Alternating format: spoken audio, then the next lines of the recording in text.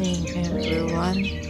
Today is a good day for bonsai making. Not sunny today, quite gloomy, but still perfect day for tending to my bonsai plants.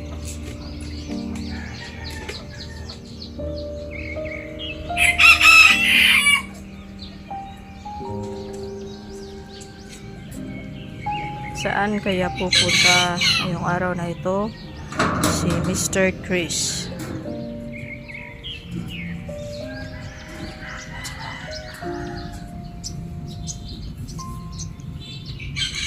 Tinitignan ni Mr. Chris yung area kung saan kami magtatanim pala ng eggplant.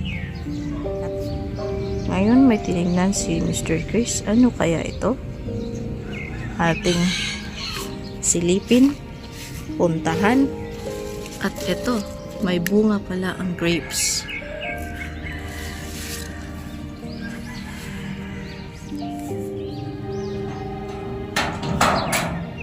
Saan na naman kayo papunta si Mr. Chris?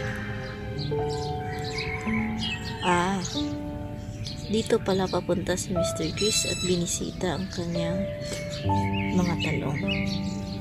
Ito ay mga naglalaki ng talong. Ito na po yung galing sa kanyang mga seedlings.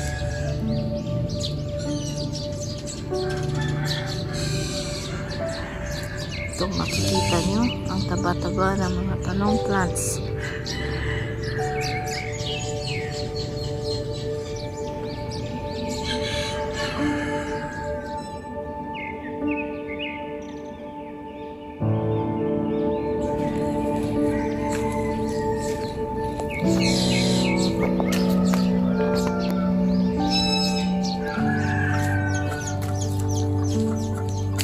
Pati pala sa mga area na ito may nakatanim na mga eggplant.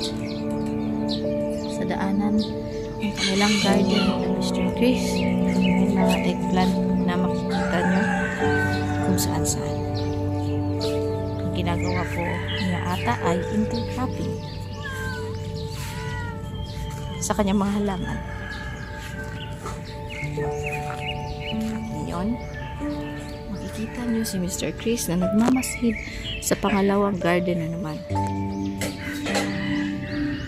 Dito na naman si Mr. Chris sa pangalawang garden. At ito ang pangalawang garden kung saan nakatanim lang ng mga eggplant dito.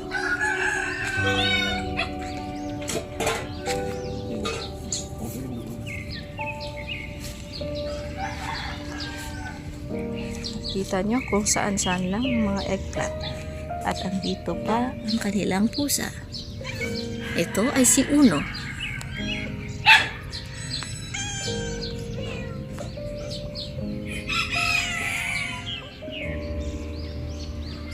Tulad nga ng sabi ko, ang araw na ito ay maganda sa pagtatanim ng kanyang mga bonsai.